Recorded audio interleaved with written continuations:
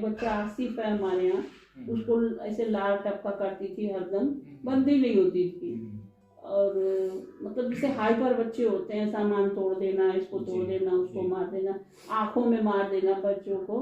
लेकिन केयर करते करते है, अभी उसमें थोड़ा बहुत है ये सब चीजें। जब अकेले पड़ेगा तब, अगर कोई केयर टेकर इधर उधर हो गया तो हरकत करता है, लेकिन पूरा सबका नाम बोलता है।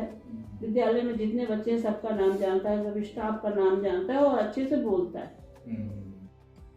हे एवरीवन, मैं बिलाल खान और आप देख रहे हैं बिलाल खान शो, जहां मैं ऐसे लोगों की स्टोरीज आपके लिए लाता हूं जो हम सबको इंस्पायर कर सके। आज हमारे शो पर एक ऐसी महिला हैं जो खुद स्पेशली एबल हैं, लेकिन मेंटली चैलेंज लोगों की लाइफ में बदलाव ला रही हैं। ऋषा वर्मा, जो उत्तर प्रदेश के सुल्तानपुर डिस्ट्रिक्ट से बिलोंग करती हैं।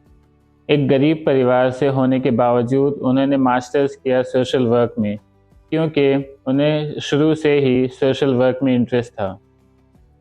आज वो एक सेंटर चलाती हैं जहां मेंटली चैलेंज्ड इंडिविजुअल्स को लाइफ जीना सिखाती हैं। तो मैम, बहुत बहुत धन्यवाद आपका इस शो में आने के लिए। तो सबसे पहले हम बात करते हैं कि इस सेंटर को आपने क्या नाम दिया है और इसमें क्या क्या एक्टिविटी होती है, किन बच्चों के लिए ये सेंटर आपने शुरू किया है? हमने तो सबसे पहले संस्था का चयन किया जिसका नाम rural informative and social harmony academy रखा। और हमारी बचपन से इच्छा थी कि मैं जो है कुछ ऐसा हार्ड वर्क करना चाहती थी सोशल वर्क में। फिर धीरे धीरे जैसे जैसे समाज में आगे काम करते गए तो मुझे लगा कि इन बच्चों के साथ काम करना चाहिए। अच्छा। हाँ। तो किस टाइप के बच्चे यहाँ पे? हमारे पास जो है सेरेब्रल पॉल्सी बच्चे जो चलने में थोड़ा सा अपने हाथ पैर पूरे शरीर से असमर्थ होते हैं, और मानसिक रूप से जो विक्षिप्त बच्चे हैं, मैंने उनके साथ पहले 2 बच्चों से मैंने शुरू किया। 2 बच्चों से शुरू किया और आज मेरे पास 40-45 बच्चे, रजिस्टर्ड 45 बच्चे हैं। कब से आपने शुरू किया था, कौन से साल में? ये तो हम थोड़ा थोड़ा लगभग 10-12 सालों से कर रहे हैं। अच्छा। कभी 4 बच्चे मिले, कभी 6 बच्चे मिले, तो उनके साथ काम करते रहे। लेकिन परमानेंट हमने जून 2016 से शुरू किया, एक परमानेंट प्लेस किराए पे लेके शुरू किया। और आज अपना खुद का संस्थान है, अपनी खुद की बिल्डिंग है। तो इसमें मैम आप क्या क्या एक्टिविटीज आप कराती हैं और क्या करना चाहती हैं? हम चाहते ये हैं कि बच्चों को जो है, हम जो भी हमारे माइल्ड मॉडरेट बच्चे हैं, सीवियर बच्चे तो काफ़ी गंभीर होते हैं, इनको खाली डेली एक्टिविटी सिखाई जा सकती है। लेकिन जो हमारे माइल्ड मॉडरेट बच्चे हैं, इन बच्चों को हम सामान्य की मुख्य धारा से धीरे धीरे लॉन्ग टाइम में जोड़ सकते हैं। अच्छा। और इच्छा मेरी ये है कि ये बच्चे जब यहाँ से निकले तो कुछ भी अपना किसी दुकान पे काम कर लें या घर का ही काम अच्छी तरह से करें, तो इनका जो है आत्मनिर्भर हो जाए, इनका जीवन अच्छे से जीवन यापन चलता है। यहाँ पर जो जिन बच्चों को हम शुरू शुरू में लेते हैं, तो पहले तो उनका जो है मेंटल आईक्यू असेसमेंट करते हैं कि बच्चा कौन सी एक्टिविटी कर सकता है और कौन सी एक्टिविटी नहीं कर सकता। तो जो एक्टिविटी बच्चा गोल सेलेक्ट करते हैं उसको रिटर्न कर लेते हैं, बच्चे के माता पिता से उसकी केस हिस्ट्री लेते हैं, मेडिकल रिपोर्ट्स लेते हैं, सामाजिक क्या व्यवहार है बच्चे का, सारा सब कुछ कलेक्ट करके फिर बच्चे का मेंटल आईक्यू देखते हैं। और उस बच्चे के मेंटल आईक्यू के हिसाब से हम लोग सालाना जो है लॉन्ग टर्म गोल सेलेक्ट करते हैं। जी, फिर उसी में से जो लगता है कि जैसे डेली एक्टिविटी भी अगर बच्चे को अपनी नहीं आती है, तो सबसे पहले हम गोल सेलेक्ट करेंगे, वो सो के समय से उठे, मंजन करे, फिर नहाए। तो इस तरह से हम बड़े गोल में से छोटे छोटे गोल सेलेक्ट करेंगे, सरल सरल चीजें। तो जब वो छोटे छोटे गोल्स में हम सफल हो जाएंगे, वो सीख लेगा एक्टिविटी जो हमने पहले शॉर्ट टर्म की चयन की थी, फिर हम उसको बड़े बड़े वो सिखाएंगे, फिर कैरिकुलम को कैरिकुलम एक्टिविटीज सिखाएंगे। तो धीरे धीरे बच्चा जैसे जैसे बड़ा होता है हम लोगों के संपर्क में रहता है, तो कोई दुकान है या होटल्स वगैरह है, जैसे मम्मी पापा होटल चला रहे हैं, तो उसमें सहयोग करने लायक बच्चा हो जाए। जैसे जैसे समाज में आता है फिर वो अपना आगे सीखता जाता है। तो इतने सालों में आपने कभी जो है इसको देखा है कि कितने बच्चे जो है वो हमारे जो है 10-12 बच्चे ऐसे हैं जो कुछ तो अपने माता पिता के बिजनेस में हाथ बटा रहे हैं, और कुछ बच्चे जो है वो दूसरों के यहाँ भी काम कर रहे हैं, 4-5-6 हज़ार रुपए में वो दूसरों के यहाँ भी काम कर रहे हैं। अब कहाँ से ये बच्चे आ रहे हैं? अब बच्चे जैसे किसी को पता चला किसी के माध्यम से या मीडिया के माध्यम से, तो बच्चे आते हैं। हमारे पास पूरे यूपी से बच्चे हैं, जैसे अमरोहा जिला है, अम्बेडकर नगर है, फैजाबाद है, और हमारे पास कुछ इस तरह से भी बच्चे हैं कि पुलिस वगैरह ला के यहाँ पे डाल गई हैं, जिनका हमें ये भी नहीं पता है अज्ञात में कि इनके माता पिता कौन है। इस तरह से मेरे पास भी बच्चे। मैम होता क्या है, जब हम ऐसे कुछ सोशल वर्क करना चाहते हैं जहाँ पे बच्चे हमारे पास रह रहे हैं, ठीक है, 24/7 रह रहे हैं, खा पी रहे हैं, एक्टिविटीज कर रहे हैं, तो उसमें शुरुआत में क्या होता है, लोगों को वो ट्रस्ट नहीं होता है कि हमारे बच्चे के साथ क्या करेंगे। तो शुरुआत में आपको भी ये दिक्कतें आई होगी? ये पेरेंट्स को बहुत मोटिवेट करना पड़ता है जी। ये बहुत समस्या, बहुत अच्छा क्वेश्चन किया आपने। बहुत समस्या आती है घर में, उनके पास बच्चा चाहे जैसा रहे, लेकिन यहाँ पर उसको इतनी सी भी कमी नहीं होनी चाहिए। तो उन्हें बिलीव नहीं होता है कि नॉर्मल बच्चा जब नहीं पढ़ता है तो ये हमारा मानसिक बच्चा कैसे इस विद्यालय में सेटल होगा। लेकिन ऐसा कुछ नहीं है, धीरे धीरे मेरे यहाँ तो जितने बच्चे हैं जो डेली एक्टिविटी हैं, बाकी सब जो बोलना नहीं जानते थे वो बच्चे आज बोल रहे हैं। बच्चा आसिफ है हमारे यहाँ, उसको ऐसे लाल टपका करती थी, हरदम बंदी नहीं होती थी। और मतलब जैसे हाइपर बच्चे होते हैं, सामान तोड़ देना, इसको तोड़ देना, उसको मार देना, आंखों में मार देना बच्चों को। लेकिन केयर करते करते है, अभी उसमें थोड़ा बहुत है ये सब चीजें। जब अकेले पड़ेगा तब, अगर कोई केयर टेकर इधर उधर हो गया तो हरकत करता है, लेकिन पूरा सबका नाम बोलता है। विद्यालय में जितने बच्चे हैं सबका नाम जानता है, सब स्टाफ का नाम जानता है और अच्छे से बोलता है। तो मैम क्या जरूरी है कि एक उनके लिए अलग से सेंटर होना चाहिए जहाँ पे उनके तरीके से एक्टिविटी उनको सिखाई जा रही है कि देखिए ये अलग सेंटर इसलिए जरूरी है, अगर ये नॉर्मल बच्चों के साथ रहेंगे तो नॉर्मल बच्चे इनको जो है चीट करेंगे, इनके साथ चीटिंग करेंगे। और किसी भी इसी मानसिक विशिष्ट बच्चे को अगर आप जितना ही जलवाओगे तो वो उतना ही जो है परेशान होगा और फिर वो आक्रोशित होगा। फिर ये बच्चों में होता क्या है कि अगर जैसे चीटी नहीं होती है, आप एक जगह से मारें, चीटे को मारें तो फिर वो वहीं आ जाता है। तो ये इतने आक्रोशित हो जाते हैं कि आपको मार भी सकते हैं। तो आप उसको मारेंगे, चीट करेंगे तो ये चिड़चिड़ा के जो है मतलब टूट पड़ते हैं आप पे। तो ये धीरे धीरे बढ़ता चला जाता है भाई। इनको जिस तरफ आप ले जाओगे ये उसी तरफ जाएंगे। तो इसलिए इनको जो है इनका एक अलग सेंटर बहुत जरूरी है जहाँ पर केयर टेकर हो, स्पेशल एजुकेटर हो। आपके सेंटर के अलावा उत्तर प्रदेश में और कोई सेंटर है? हाँ है। तो मैम आपको और क्या दिक्कतें आएंगी? जैसे पेरेंट्स को समझाना, उसके अलावा बहुत दिक्कतें होंगी, जैसे पैसे को लेके दिक्कत है, सेंटर को चलाना और बहुत सारी दिक्कतें आती हैं। नहीं, पैसे को लेके दिक्कत आती है तो अभी तक तो हमने छोटी मोटी नौकरी की हुई थी संविदा पे, उससे मैनेज कर लेते थे। पैसा वैसा मिलने में लेट होता था सरकार का। तो अब यहाँ बच्चे बढ़ गए, व्यस्तता बढ़ गई तो मैंने नौकरी भी छोड़ दी। हाँ, तो जो हमारे कमेटी के लोग हैं या हमारे मिलने जुलने वाले हैं उनसे भी हेल्प मिल जाती है। अच्छा, डोनेशन करते रहते हैं। ओके। आप अपनी लाइफ में थोड़ा और 1280 GB हमने करा लिया है। अब हम जो इनकम टैक्स पे हैं उनसे भी डोनेशन ले सकते हैं। तो अब मुझे नहीं लगता है बहुत ज़्यादा समस्या होगी। बाकी मुझे इन बच्चों के साथ बहुत अच्छा लगता है, कोई समस्या ही नहीं है। जितना कठिन बच्चा होता है उसके साथ थोड़ा सा ज़्यादा समय देना पड़ता है, सब सही हो जाते हैं। थोड़ा सा अपनी लाइफ के बारे में बताइए कि आपने शुरू से जो है पढ़ाई के बारे में और फैमिली बैकग्राउंड कैसा है। हाँ, शुरू से हमारे पिताजी लेबर टाइप के व्यक्ति थे और बचपन में मुझे भी पोलियो हो गया था, तो वो मुझे दवा कराने कानपुर ले गए। वहीं से वो मेरा ट्रीटमेंट कराते थे। मेरा पैर तो नहीं ठीक हुआ, लेकिन अपने आप खड़े होकर चलने लगे। फिर धीरे धीरे उनको चिंता बनी रहती थी कि हम अपनी बिटिया के लिए क्या करें। कोई भी मिलता था, हमारी बिटिया इस तरह से है, क्या करें।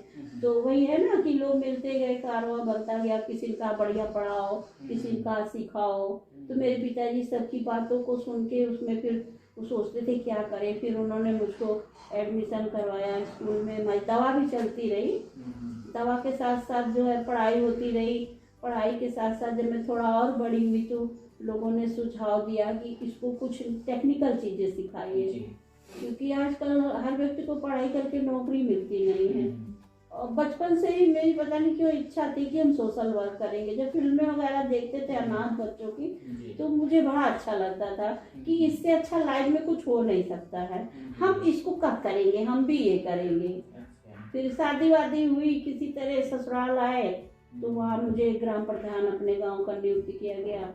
मैंने उसको भी अच्छे से की। कुछ समय राजनीति भी की हमने, लेकिन राजनीति मुझे अच्छी नहीं लगी। फिर हम अपने ट्रैक पे आ गए। हमने कहा नहीं, हम ये काम शुरू करेंगे और इन बच्चों के लिए करेंगे। उस समय जो है मेरे पास मतलब इतने पैसे भी नहीं थे कि हम जो है बच्चों के लिए कुछ करें। फिर इसी बीच हमें एक मास्टर जलालुद्दीन साहब मिले। मुझे समझ नहीं आता था क्या करें, तो उन्होंने कहा कि जो है तुम ऐसा करो, स्पेशल बीएड कर डालो। तो मेरे पास पैसे भी नहीं थे। फिर मैंने अपने गहने वहने बेच के उसकी फीस जमा की। 2003 में मैंने स्पेशल बीएड किया। स्पेशल बीएड किया, करने के बाद फिर हमने कहा सर जी आप क्या करें। तो जब हम ग्राम प्रधान थे तभी हमने एक अपना एनजीओ बना के डाल दिया था। किसी ने मुझे बताया कि एक शर्मा जी थे, आप डाल दो, भविष्य में काम देगा। तो वो मास्टर जलालुद्दीन साहब जी जैसा जैसा मुझे बताते गए वैसा ही वैसा हम करते गए। हमारा बीएड पूरा हुआ किसी तरह से। मैं खुद उस समय पारिवारिक उसको लेके कि जैसे हम पैर से लंगड़े हैं, लंगड़े कहना, लूले कहना, ये मुझे बर्दाश्त नहीं हुआ। घर वर छोड़ के फिर हम एक तनहा जिंदगी जीने लगे। फिर आशीष गोयल जी अपने यहाँ डीएम साहब थे, उन्होंने मुझे नेशनल ट्रस्ट का जो है मेंबर बनवाया। और उसके बाद फिर वो चले गए। तो फिर मुझे लगा कि अब मेरे साथ कोई नहीं रह गया। फिर मास्टर जलालुद्दीन साहब ही मेरे मार्गदर्शक बने। जैसा जैसा कहते गए, शहर में कमरा लिया, बच्चों को इकट्ठा किया, वहीं से हमने अपनी ये बच्चों की सेवा शुरू की। फिर आर्थिक प्रॉब्लम आने लगी, तो मैंने कहा क्या करें। तो जगह निकली सर्व शिक्षा अभियान से संविदा पे, तब मुझे 6,000 मिलते थे 2006 में। फिर हमने छोटी सी नौकरी कर ली, तो थोड़ी सी राहत मिल गई कि बच्चों को खाने का और 1-2 स्टाफ का व्यवस्था हम कर लेते थे। फिर कुछ मदद हमें मिल जाती थी अमेठी की रानी अमता सिंह जी से, मंत्री रह चुकी विधायक जी हैं, तो इनसे कुछ हमारा ध्वंस हुआ, इनसे मुझे सहयोग मिला। फिर डीएम साहब आई अपने जनपद में, कामी रतन चौहान जी। हाँ, तो उसमें बैठक होती है साल में एक बार, तो नेशनल ट्रस्ट की। उन्होंने कहा कि भाई सबका परिचय लिया गया कि कौन क्या करता है, तो हमने भी बताया। तो बोली कि ये बताइए कि बच्चों को अगर 2 घंटे 4 घंटे 6 घंटे 8 घंटे आप जो भी उनको ट्रीट करते हो, इसके बाद तो बच्चे फिर उसी माहौल में चले जाते हैं। जी, बेकार हो जाता है आपका सिखाना। जो नॉर्मल बच्चे हैं वो स्कूल से आके बस्ता नहीं उठाते हैं जब तक उनको डांटो नहीं, तो कैसे आप उनको सुधार पाएंगी। हमने कहा जी मैडम जी ये तो समस्या है। तो बोली कि कुछ ऐसा करो कि इनके साथ 24 आवर्स रहो। मुझे जिज्ञासा तो थी ही, मैंने कहा मैडम जी हम कर लेंगे, लेकिन मेरे पास प्लेस नहीं है, अभी प्लेस नहीं है। तो बोली कि तो कैसे होगा। हमने कहा आप मुझे प्लेस दिला दीजिए, हम 24 घंटे इनकी सेवा करेंगे। अच्छा। तो उन्होंने तुरंत सीएमओ साहब को, उस मीटिंग में सारे जिले के उच्च अधिकारी रहते हैं, सीएमओ साहब से कहा देखिए आपके यहाँ कोई रिजेक्ट बिल्डिंग पड़ी हो तो आप इनको कर दीजिए उसमें। तो उन्होंने दूसरे दिन ही मुझे ले गए भादर, तो मैंने देखा शीशे वीशे टूटे और टपकती हुई बिल्डिंग। तो एक बार तो हिम्मत नहीं पड़ी, लेकिन हमने कहा काम करना है तो इससे बेहतर समय नहीं मिलेगा, क्योंकि अगर आदमी समय के साथ चल देता है तो चल देता है, और हिम्मत हार गया तो फिर बार बार मौका नहीं मिलता। हाँ, कर ली मैंने। फिर मैंने पिछड़ा वर्ग विभाग से लोन लिया 47,500 का, उसको अब आके हमने भरा, अभी 2 साल हुआ। अच्छा। 2004 में लोन लिया, अब भरा, वो 1.25 लाख हो गया था तब तक। 47,500 1.25 लाख हो गया। तो मैं फर्नीचर बनवाए, बच्चों को अस्पताल को मेंटेन करवाया, उसको दरवाजे खिड़कियाँ तो लास्ट तक नहीं थे, पर्दे लगा काम चलता था। वहीं से मेरा ये सफ़र थोड़ा सा शुरू हुआ। फिर ये हुआ कि लोगों ने कहा कि आप गवर्नमेंट का प्रोजेक्ट डालो, ये है वो है। तो गवर्नमेंट का प्रोजेक्ट हमने डाला, तो हमने कहा अदर जनपद में नहीं करेंगे, अपने जनपद में करेंगे। तो हमने सुल्तानपुर जनपद से डाला प्रोजेक्ट और हमारा हो गया। तो थोड़ा सा मुझे बल मिल गया, तब से तन मन धन से हम मतलब इन्हीं बच्चों के लिए समर्पित है। घर भी आना जाना नहीं होता है, 24 घंटा इन्हीं साथ रहते हैं। अगर 1 महीने का जो है आपका जो खर्च होते हैं बच्चों के अलग, कभी हमने इसका आकलन नहीं किया। जो जरूरत पड़ी लाते गए, पैसे नहीं है तो किसी से ले लिए, दुकानदार से सामान उधार ले लिया। और बच्चों का दाल चावल और गेहूँ वो मेरे घर से आता है। घर पे अनाज बेचा नहीं जाता, जितना भी लगता है हमें लगता है 17-18 कुंटल चावल लगता होगा साल में, वो आता है। और गेहूँ, बाकी चीजें हमें लेनी पड़ती, बाधा कोई नहीं आती है। अब इतना व्यवहार हो गया है लोगों से, लोगों को विश्वास हो गया है, तो हम कहीं से भी कुछ भी उधार ले लेते हैं। कुछ लोग डोनेट भी कर देते हैं। अभी हमें एक पंडित जी है, संस्था चलाते हैं, उन्होंने 10 दस्तखत दिए बच्चों के लिए। थोड़ा सा हम सोसाइटी के बारे में बात करेंगे कि जैसे आपने कहा कि आपको भी जो है परिवार या लोग जो है थोड़ा सा कहते थे। हाँ, बिल्कुल कहते थे, डिसेबिलिटी के प्रति। हाँ, डिसेबिलिटी। तो सोसाइटी, थोड़ा सा आप अपने एक्सपीरियंस से बताइए कि इन बच्चों के लिए सोसाइटी कैसी है। देखिए, सोसाइटी है जी। हम एक आदमी हो तो हम लोग लड़ रहे, तुमने हमको ऐसा क्यों कहा, या इस बच्चे को पागल क्यों कहा, लेकिन आप दुनिया से कैसे लड़ पाएंगे जी। चुपचाप अपना काम करते रहो। जो कहता है कहने तो कितने दिन कहेगा, आप अपने काम को देखो, बस अपना लक्ष्य देखो। अर्जुन को जब मछली की आंख भेदने को कहा गया था इतने बड़े दरबार में, वो केवल मछली की आंख ही उनको दिख रही थी। तो उसी तरह से समाज को नहीं भाई, किससे लड़ेंगे आप जी। अपना लक्ष्य देखो। आपको क्या लगता है कि किस वजह से लोग जो है अलग तरीके से देखने लगते हैं, या ये उनका अपना नजरिया है। कहा नहीं है, जिसके पैर न फटे बेवाई हो खा जाने पीर पर आए। अब किसी के पास अगर मानसिक बच्चा है किसी पेरेंट्स के पास, तो वो दूसरे बच्चे पे कतई नहीं हंसेगा, लेकिन जिसके पास नहीं है पड़ोसी हंसेगा, ताने मारेगा। क्या करेंगे आप? इसको सुधारेंगे, अगला करेगा, बच्चा बाहर जाएगा, अगला करेगा। हमने तो फील्ड में बहुत सारा देखा है ऐसा। और कुछ पेरेंट्स ऐसे हैं कि वो बच्चे को नहीं चाहते कि हमारा बच्चा कुछ सीखे, उनसे फ्री का नौकर समझते हैं।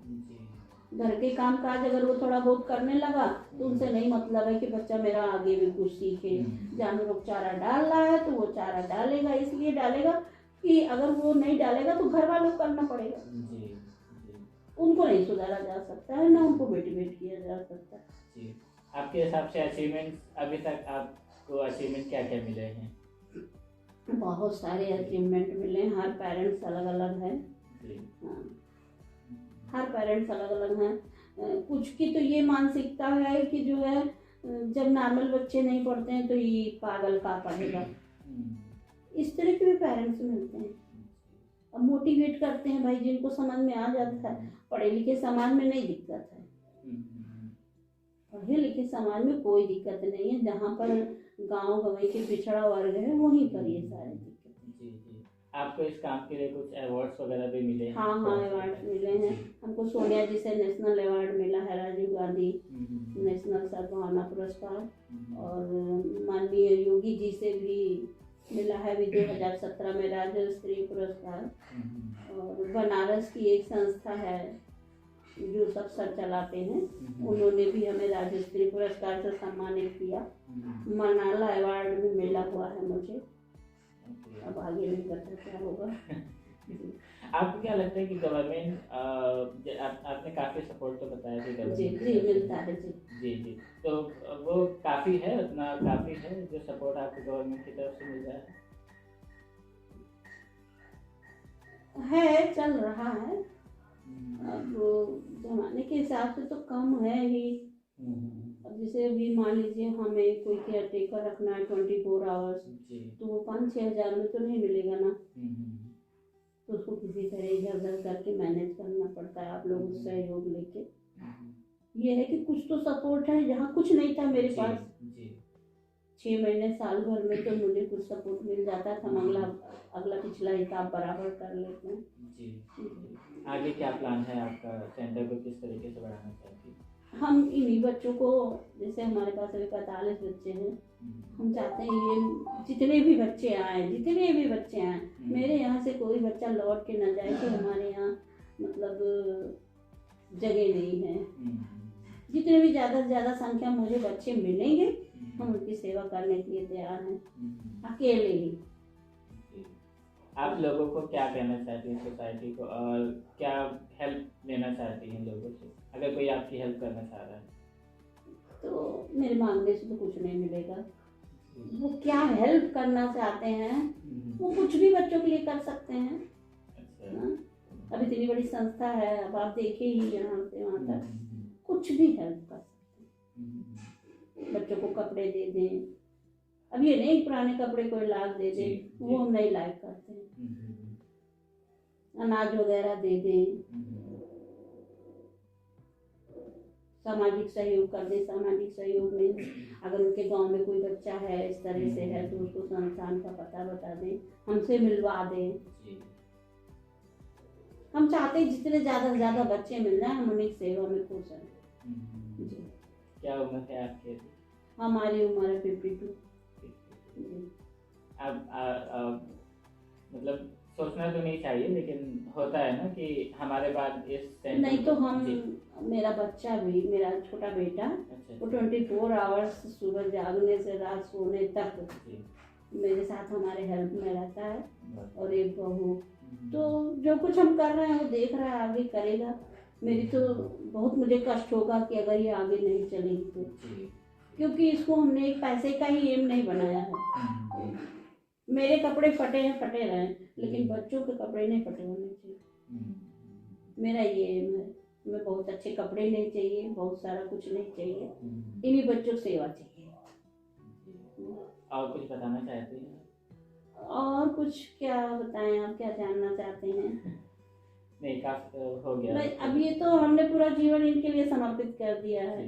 यहाँ तक कि हम अपने घर भी नहीं जाते, महीने 2 महीने, जैसे कोई परदेसी जाता है, जबकि 5-6 किलोमीटर है घर मेरा, ऐसा जीवन है। तो बहुत बहुत धन्यवाद आपका आरिशा मैम, मेरे बिलाल खान शो में आने के लिए। और हम उम्मीद करते हैं कि आपको ज़्यादा से ज़्यादा लोगों की हेल्प मिले और अच्छे से अच्छा जो है बच्चों के लिए काम कर सकें। Thank you. अगर आपको ये स्टोरी पसंद आई हो तो प्लीज़ इसे लाइक करें और अपने फैमिली एंड फ्रेंड्स के साथ शेयर करें। प्लीज़ मेरे चैनल को सब्सक्राइब भी करें। आप लोग मुझे सोशल मीडिया जैसे फेसबुक, इंस्टाग्राम और ट्विटर पर भी फॉलो कर सकते हैं। Thank you. Stay inspired.